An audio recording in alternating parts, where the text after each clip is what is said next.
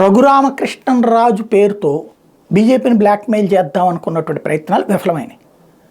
రఘురామకృష్ణరాజుకి BJP seat ఇవ్వకపోతే అది దాని పేరేంటి, జగన్తో టచ్లో ఉన్నట్టే, జగన్ అనుగుణంగా పనిచేస్తున్నట్టు. ఈవెన్ రఘురామే ఆ బ్లాక్మెయిల్ చేశారు, జగన్ నడిపించారు నన్ను, సోమవీర్రాజు ఆపిచ్చారు అన్నట్టుంది.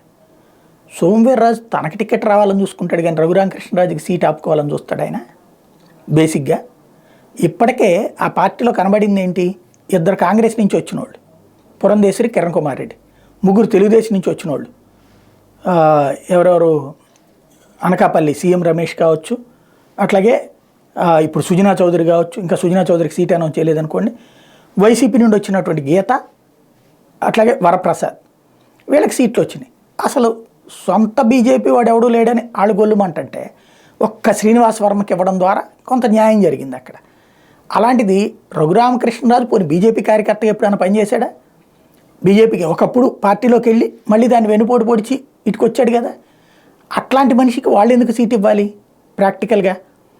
కానీ తెలుగుదేశంకి సంబంధించిన సింపథైజర్లు బీజేపీ రఘురామ్కి సీట్ ఇవ్వకపోవడం వల్ల బీజేపీ వెళ్ళి జగన్ మనుషులు అని చెప్పుకునేటటువంటి విచిత్రమైనటువంటి అంశమే ఇక్కడ వింతగా ఉంది.